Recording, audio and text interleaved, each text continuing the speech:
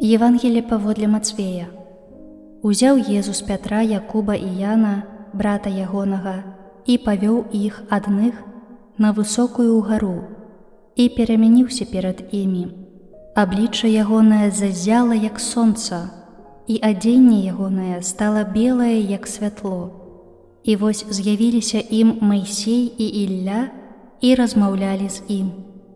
Адазваўшыся, Пётр сказаў Езусу: «Пане, добра нам тут быць. Калі хочаш, я зраблю тут 3 шатры, табе адзін, Майсею адзін і адзін Іллі». Калі ён яшчэ казаў, светлае воблака агарнула іх, а голас з воблака сказаў: «Гэта сын мой умілаваны, якога я упадабаў. Яго слухайце». Пачуўшы гэта, вучні упалі ніцма і вельмі спалохаліся. А Езус падышоў, дакрануўся да іх і сказаў: «Устаньце і не бойцеся». Узняўшы вочы, яны нікога не ўбачылі, акрамя аднаго Езуса.